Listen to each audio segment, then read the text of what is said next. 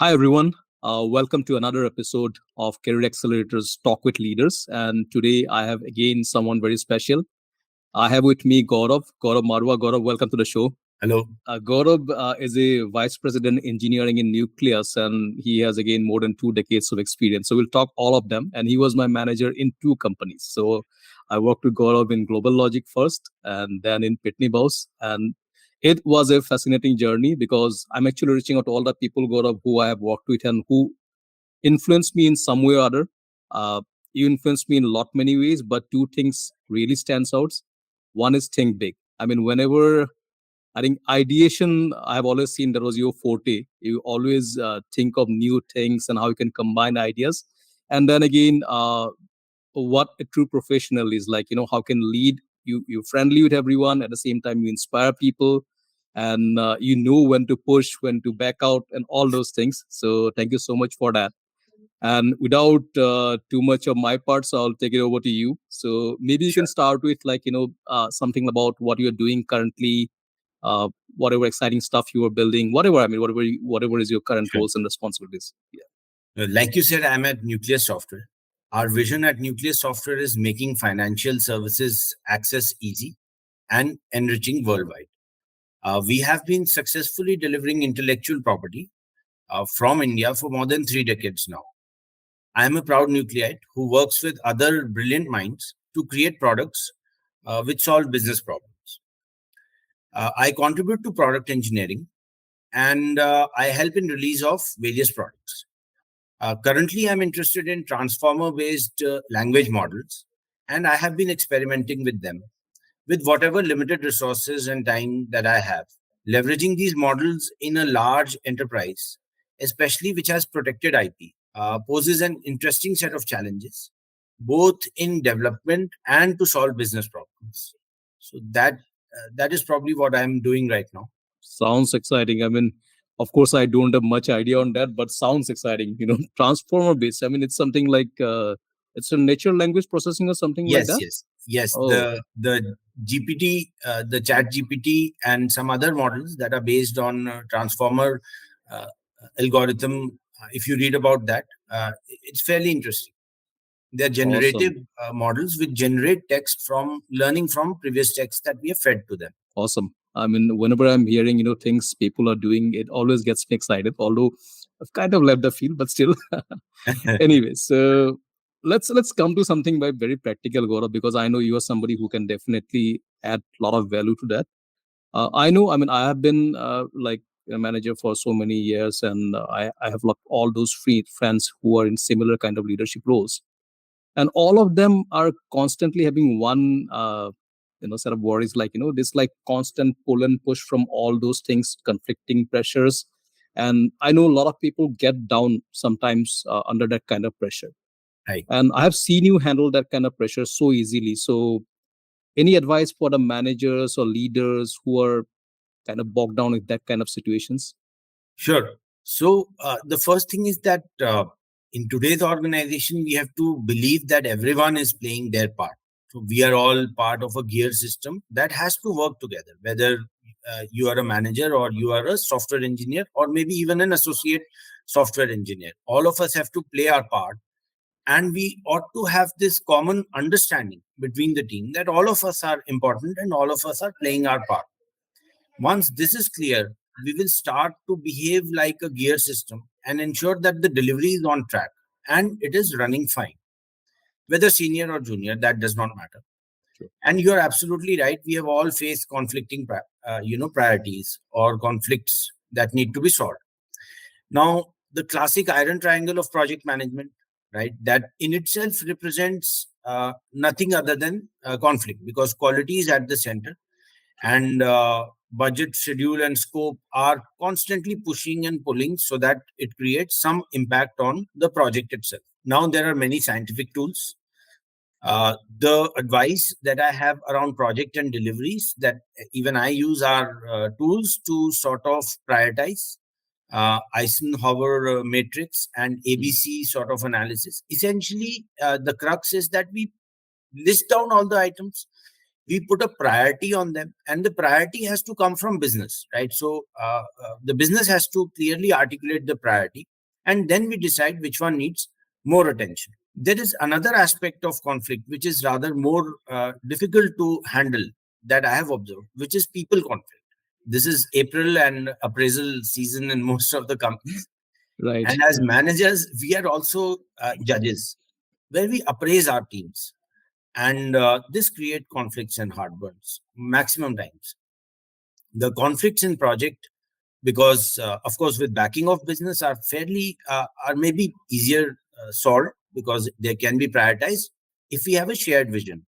Whereas conflicts in these cycles of judgment, where we judge other people, can lead to long term impacts on product teams. So when we judge or rate others, we must rely on data, right? And data should be for the period of the appraisal cycle.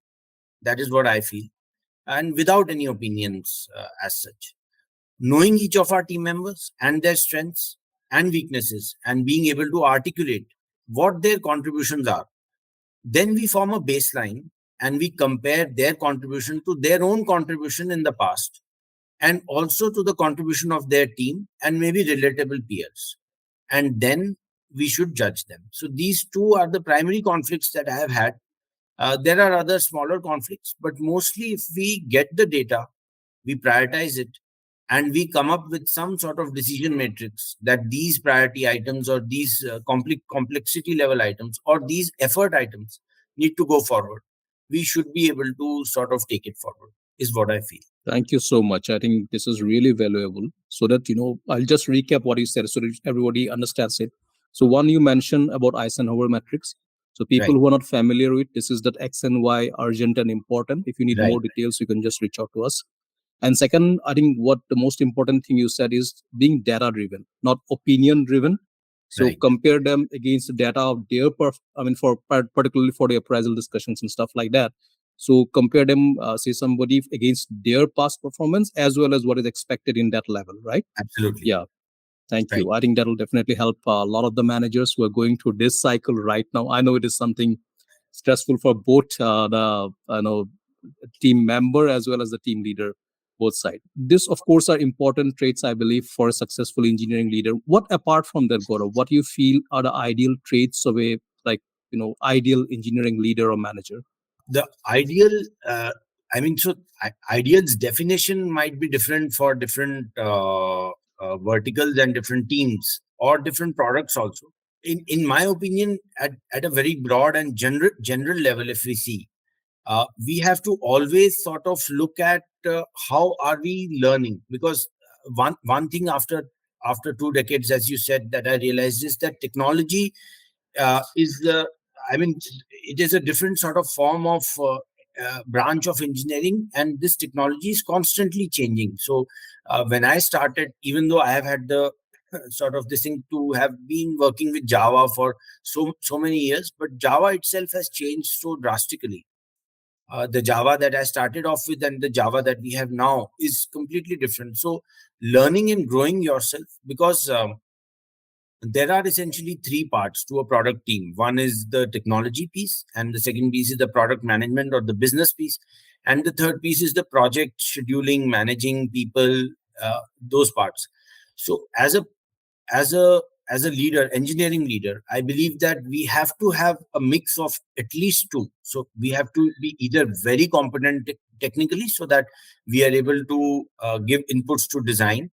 So we have to constantly learn and grow. Reading something new, learning about what is coming up, what is new, is, in my opinion, a very important trait that an engineering leader has to sort of have. Then you rightly question the last question, which is, how do we sort of define our priorities? Do we have a method to the madness, or do we have a matrix, or is there some model?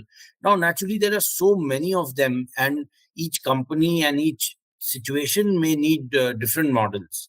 But we have to constantly be aware of at least 5 to 6 different ways in which we can prioritize, we can come up with new ways, we can think of solving problems, so that the business gets the value that it is looking for.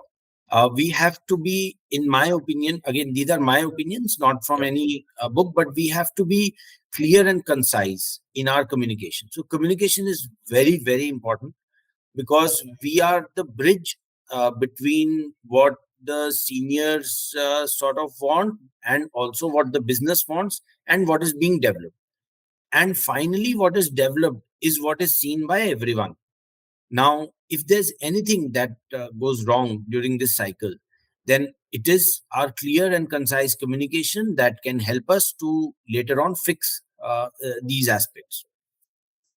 Got it. Last, Got it. but not the Okay. least, is that the team, it has to be sort of it has to feel that it is supported, respected, because we finally manage a team, and like I said, in today's world, it's not about management, it's about connections, how we connect with them, how we understand them.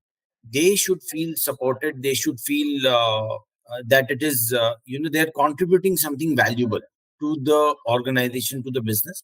And they should also feel that they are learning something. That is what I feel is important. Thank you, Gaurav. I think very well articulated. And on the technology front, I believe that also helps us gain respect of the team. I mean, why we respected you? Because we knew you were technically proficient. And the Right. same thing happened with me also. I believe the support I got from a lot of my teams, they knew that I understand technology. So that definitely helps. So definitely. So key points, some you mentioned, one is technical proficiency, or two out of those three, right? Product business understanding, project management, technical proficiency. One, you mentioned that you should have very good communication skill, of course. And third one, you said that taking the team along, making Right. them feel like they're part of you, you Right. are working towards their goal. And the Yeah. last one was to be able to measure. So, what are our priorities and how do we constantly improve them? How do we constantly check them that these are the priorities that we set 3 months ago? Are we actually Got it. meeting them or are we completely deviating from them? So, that is what. And you also mentioned one thing, that it has to be very contextualized. I also felt the thing that one size fits all never works. I mean, if you change the organization, ecosystem is different. Maybe you have Yes, to contextualize it according to that ecosystem. correct, correct, So that is also absolutely. something very important. So although I am familiar with some part of your journey, but I also don't even know maybe from like your entire journey. If you can just quickly take our viewers through your journey, educational background, where you started. And I have a very humble background. So I belong to a middle class Delhi family. I've been born and brought up in Delhi. I completed my mathematics graduation from Delhi University. And since then, I've been contributing mostly to product development efforts in all possible capacities, as a developer, as a lead, as a manager, or as at times as an architect, or as a person who's himself contributing.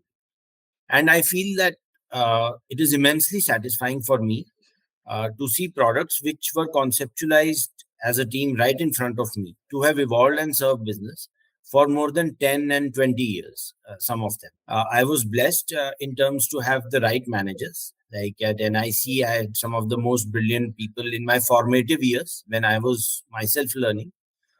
Some of the best people that were working in NIC, I worked with them, and also professionally competent peers, because if the peers push you in a healthy competition, it's very good to be in that environment.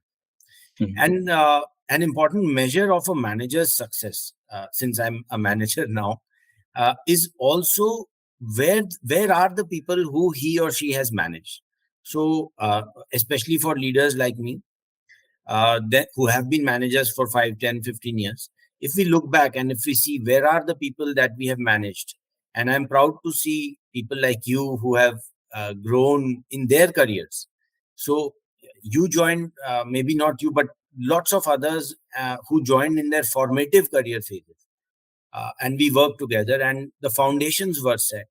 So if these people are growing in their current careers, then it sort of is satisfying. So that has been my background. I've worked with people from colleges, from top colleges, and from tier two colleges in India, and I see them grow. Otherwise, I'm still contributing to product Thank you. Product and people, right? These are the two product key and people. drivers for you. Yes, Yeah. yes, I think same for me as well. And very rightly said. I mean, this is what I say. I think the value that whatever we derive from our career, one important thing is the relationship we build. I correct. mean, We are talking after I think 6 years or 7 years, but I still know that there's a relationship. I can just reach out to you, and that is the most precious thing for me also in my professional life. I say whatever the relationship we have built. Absolutely. So, I mean, you're like pretty successful career, Gaurav. You're like very top of the hierarchy now and everything. So, couple of things that you think you did right or did correctly throughout your career that actually decided the trajectory of a career. If you can share some, So, first of all, thank you for considering my career as successful. Of course, the it is. definition of success is first most important. We have to Yeah, agree, and thanks for that. And we all have to be versatile. So, in my opinion, versatility in the current times, uh, all of the business is changing so fast and so quick. In our space, in my time itself, in my 20 years, I've seen banks, people queuing up for loans outside banks for their home loans. My own peers who were struggling for days and months together, and today people getting loans in like 5 minutes. So business is changing. We have to embrace the change and be versatile and agile, and always look at the problem at hand. I remember at Global Logic and at Pitney Bowes, where we had the opportunity to be sort of part of a team. We worked on both proof of concepts yeah, and lengthy, stable product releases, both. We were successful. That is my opinion, of course. We were successful because, number one, we agreed on the business problem. We had a common sort of goal, we had a common vision, we had a common passion towards solving that problem, whether it was a proof of concept that had to be done in 2 weeks, a hack or whatever. But what we solved came out was beautiful. It was beautiful because we agreed on the problem. And then, as manager, what I did was that we sort of pushed the team to find the best possible approach, given the constraints, right, yeah, to solve that problem.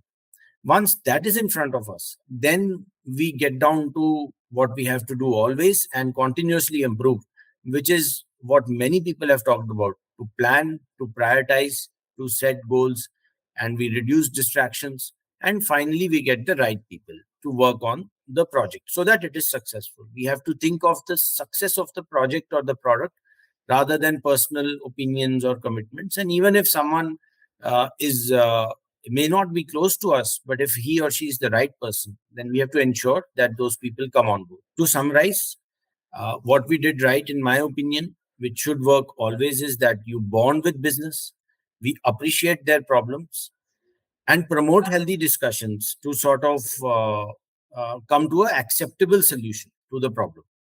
We get the skilled people, define a plan of delivery, and then track it. Continuously look for improvements and repeat this process every time for each new problem or project that you have. And probably you should be where you want to be. yeah. Definitely, that will be helpful to a lot of people if they. I mean, you can follow it as a process throughout your career as well, right? It's a template that you can repeat n number of Right, times, right. right? One thing also that also, like I mentioned in the beginning, also think big part of that, right? Because I'll just give a background to the viewers. So there was a hackathon. It was, I think it was a global hackathon in Pitney Global Bowes hacker. in Yes, collaboration global with Microsoft, which we won. hacker. And Right. Gaurav was leading that. I was part of the team. And you visualize this solution. I'll say it was because a lot of things like getting, I think, data from Forrester or something you mentioned. I don't even remember that clearly. So basically, you were creating a 360-degree map of the customers of Pitney Bowes. And Gaurav added the fun element in there. So I actually coded that part, the using Xbox Connect for something like Iron Man kind of thing. I never coded in .NET, so it was the first time I learned. How did you get this idea? I mean, how does it come to you? the the way that you get ideas is that in that is again my opinion, because there's no hard and fast rule as to how. So first, what I do is that you keep reading a lot, uh, and also try to look at what is the problem that a person is facing, or the business, or whoever the stakeholder is facing. So in our case, the problem was that, of course, Pitney Bowes is a very well respected and now more than 100 years old company.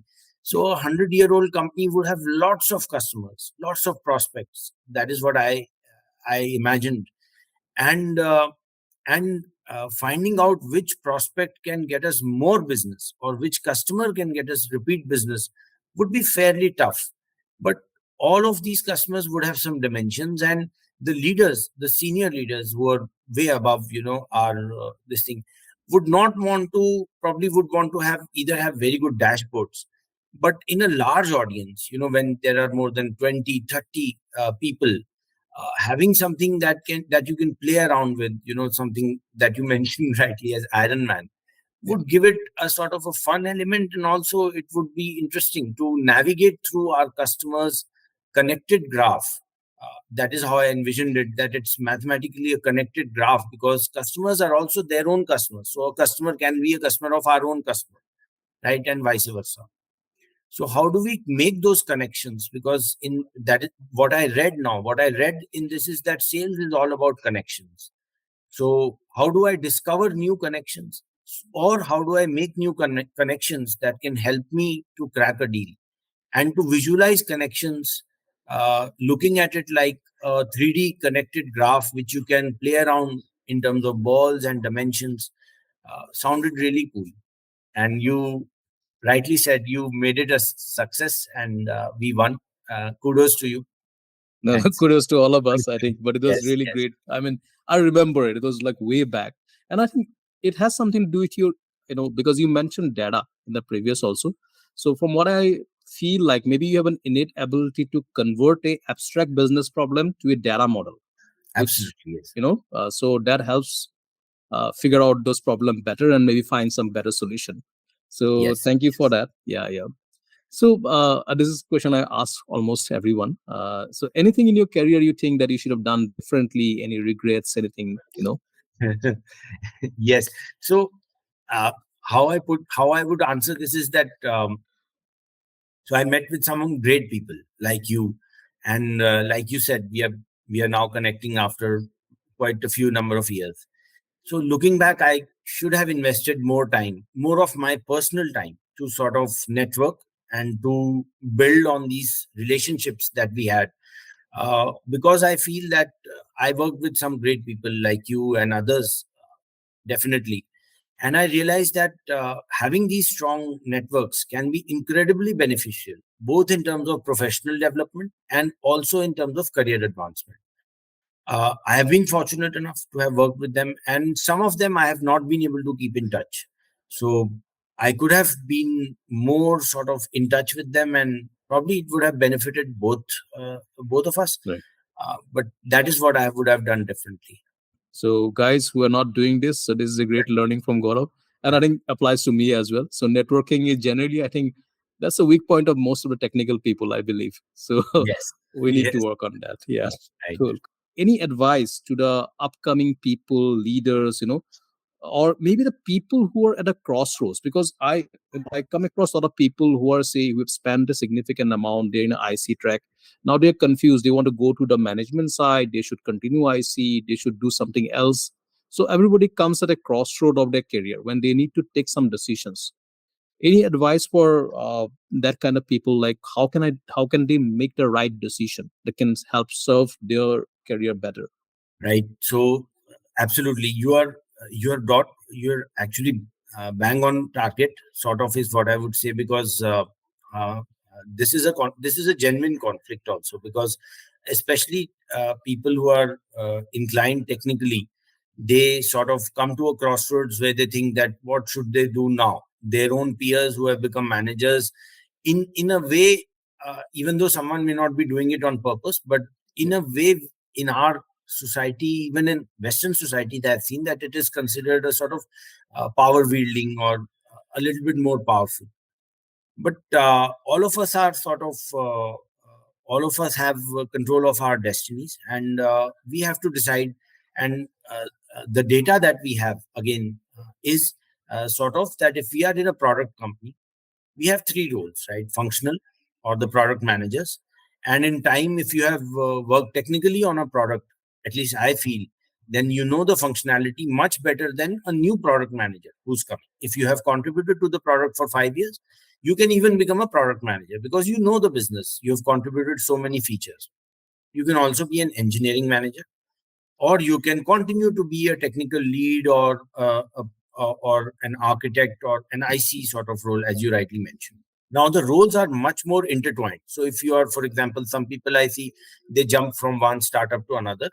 uh, I'm not saying it's wrong or right, but if you are jumping from startup to startup, then what happens is that these roles are much more intertwined, and you will be part of small teams, and then individual contributors who can contribute in all parts, from product management, definition of stories, or design or developing, becomes critical. Then maybe you can stay in that role, going back to what I said, doing at least two things very, very well: technology plus product management, or technology plus project or program management. However, if you get a chance to be products which are part of larger suits, products that have multiple products inside them, and these products all have active development, which is true for Nucleus also. And there are interdependencies. Now, how do you form teams? Do you form teams on products, or you form teams on functions, or you form feature squads? Now, all of these are important management decisions and needs very close interaction with teams. So probably doing this after 5 years, you'll realize that you are a team person. You are able to realize what a person needs. You are able to realize where will this person fit in, whether he will develop the feature very well, or he'll develop the function, or he's completely the sort of SME for this product. So don't take him out of this product. He cannot be moved around anywhere. So that ways, if you think that talking to people, utilizing their skills, building up their passion, getting connected to them, and solving business problems is something that you do, then definitely, whatever might be said and done, large product companies do need people who can schedule, manage, and ensure that these team members, because let us say there are no managers, then planning career path, planning promotions, uh, becomes tough. And how do we Correct. compare? If it is an all-star team, then how do we compare people? Because everyone feels that they are sort of delivering at par to the others, Mhm. right? So those sort of things, these are not easy, because once you say Shikhar is better than Gaurav, then Gaurav might feel bad. So you have to say it in a way that Gaurav remains positive, Shikhar remains positive, and both strive to sort of become better than each other again in a healthy and competitive Right. manner. Mhm. So those require real management skills, in my opinion. And of course, if someone is at that juncture, then uh, going back to what, as you rightly said, look back at your career, create data sets that you can look and create a list of what you have done well before. Writing it down makes it much, much more simpler to take decisions. What we speak, we just speak for a short lived memory. But when we Mhm. write it, we have to sort of articulate, crystallize it. So when we write it for ourselves, maybe that will help a manager or a person, senior person, to see what are his or her traits that he wants to build upon, and then the decision might become easier. Absolutely. I think you said what is in my heart. I mean, this is exactly what I teach my mentees. Uh, Take decision based on data, not on perceptions or opinions, because opinions are subjective. They can like Correct. change like anything. Right. So great tip. Thank you so much, Gaurav. I think anybody who is listening, take your career. I keep on saying that, we do a lot of project management as managers, but we never manage our careers as a project. Whereas this is the biggest project in our life. Right. So if we do that, if we manage our careers as a project, plan for that, take data driven decisions, it'll be definitely, worthwhile. The journey will be worthwhile. Thank Absolutely. you. So before we sign off, any parting? I mean, there's been so many valuable advices and tips you've given, but any parting advice you want to give to the upcoming leaders or people who want to excel in this industry? I would just say that the leaders have to lead by example, and uh, be ready with the as leaders, one of the most important probably things that we do is take decisions. People come to you, people come to me, to when they think that they cannot decide. And if our decisions are, as you just rightly mentioned, our decisions are based on opinions, then we sort of pass on that methodology of taking decisions to our team members or to our peers, and we sort of set that culture. So culturally, probably leaders are at the most important and cusp of where it sort of starts.